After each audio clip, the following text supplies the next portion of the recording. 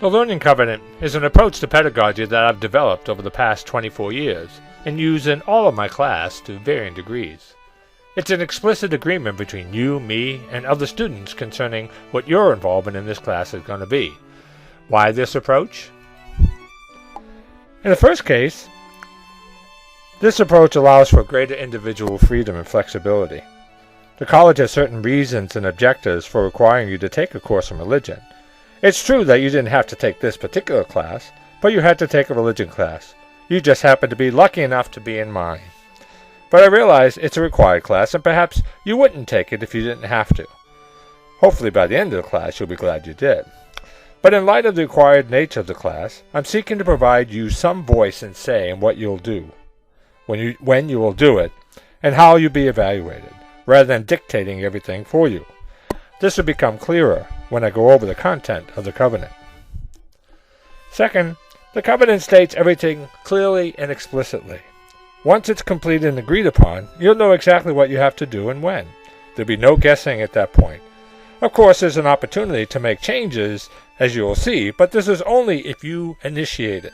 I'm not going to change it on you or add anything to it.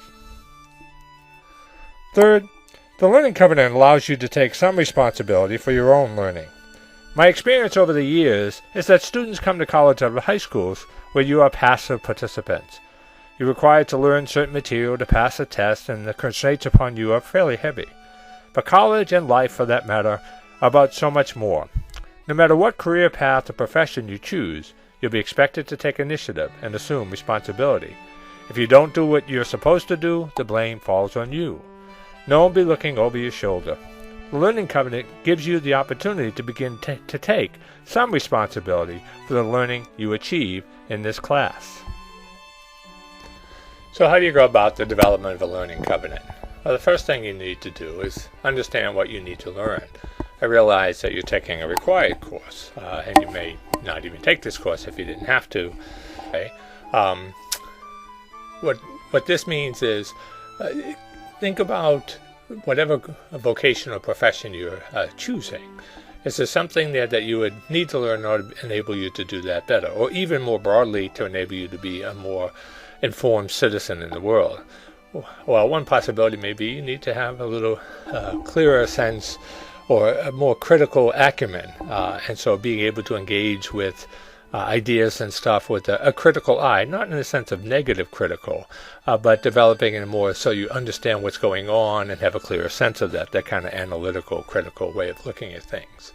If that's the case, then you might want to write a learning objective based on that to improve your analytical skills, and there are a variety of ways to do that. The reason for the learning objectives is similar to what experience of Alice in the Looking Glass when she comes upon a fork in the road. She looks at the fork and she says, "Oh bother, I'm not sure which way to go." And Cheshire Cat appears and says, "Well, that depends on where you're trying to get to." And she says, "Well, it doesn't matter where I get to." And then he said, "Well, then it doesn't matter which road you take." Learning objectives help to guide you. And particularly at the end of the semester, I'm going to ask you, did you meet your learning objectives? To give your own assessment whether you're able to do that. That's why you write that. So, for example, if you need to develop your critical thinking skills, you could write it to improve my critical thinking skills. Then you need to identify appropriate learning activities. I have an activity options sheet that you can go to. There's a whole list of activity options that are possible there that you can choose to meet your learning objectives. And you don't have to choose from them. In fact, the last activity option is wildcard, where you can develop one that you want to do, and it really depends. And we can talk about what it is you're going to do and how you're going to meet your learning objective related to that activity. Next thing you do is to provide evidence. Each of the activity options that I give have evidence attached to them, a presentation, artwork, a paper, or whatever, something to demonstrate that you have actually done that activity in search of meeting the learning objective.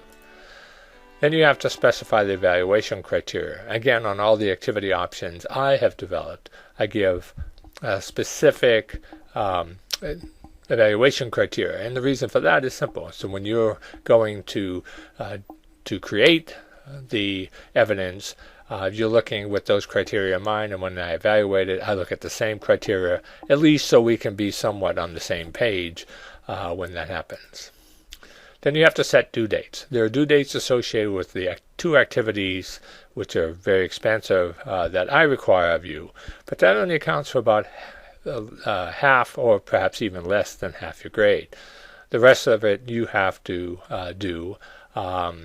And so you need to look at your own schedule to set due dates. You know your schedule better than me. I want you to be able to fit in what you're going to do in my class in ways that make sense for the fact that you have other things going on as well. These due dates are not set in stone, but in order to encourage you to take responsibility, if you want to change a due date, you just need to let me know ahead of time. If you let me know afterwards, I will penalize it. You could still change it, but there'll be a penalty attached. Then you have to determine the weight. The total for the class is 500 points. 60% of those points are determined by the activities I choose. The other 40% is from the activities that you choose. Some weights are determined by the activity options. So, for example, a lecture opportunity only counts 50 points. You can count it for up to 100 if you did 2, but that's the way that it's working. You determine that based on how you want to set it out. What happens, though, if you had a weight attached to something, it could be worth, you said it's going to be worth 100 points, which the activity would allow. You don't do as well as you want. Are you stuck with that? The answer is no. You can change that to lower it, even zero it out, and substitute something else that can be equivalent to that amount of points in its place. But what happens if you only wanted a 100-point activity to count for 75 and you did really well? Could you raise it up to 100 points? The answer is yes. It can be do that as well. My intent is to evaluate your best work, not your worst work. So here is a sample of a learning covenant from one of the classes I teach. As you can see here, it lists the course objectives for me, and it lists underneath what those objectives would be for someone developing her own. You can see the learning activities that I list there. Again, on Canvas, the activities that I would require of folks, including the assessment stuff, discussions, and then 3 case studies, and then the choice by the student to do a film review and to do a research paper. You can see the evaluation criteria listed there. You can see the due dates and percentages. Again, this is for this course. You would pick due dates that make sense for you, given where you're at in this particular class. These due dates are flexible in the sense, on the one hand, you would pick the due dates. You know what's best for you. You understand your schedule better than I do. And so you choose a date. If you're going along and working on it and you discover that you can't meet that due date, then that's not a problem. You can change the due date.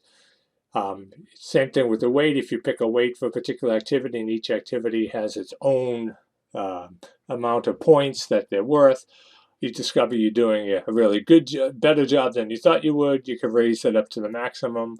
If you did worse than you thought you would, you could drop that all the way down to 0 and replace it with something else. And that's how you would complete your learning covenant. And again, depending on what course you're in, as to what this particular thing would look like. Once you're done, you would take your covenant and place it on Canvas by the due date that's listed on Canvas for your covenant. If you discover that you need to make changes in it, that's fine. You have up until 2 weeks before the end of the semester to make the change. Also, just remember, the sooner you put in your activities or the due dates, it gives me opportunity to suggest revisions for you so you can make changes in it. If you wait till the end of the semester, like a week before, then you're not going to have the time, because I won't have time to make any revisions for it. So that's the learning covenant process. I hope it's fairly clear. I hope that you'll just find that it's a good experience, giving you some flexibility. It certainly makes class more interesting for me, because I read not copies of everyone doing the same thing, but I see a variety of things, and that's always interesting and exciting for me. Okay, I think we're done.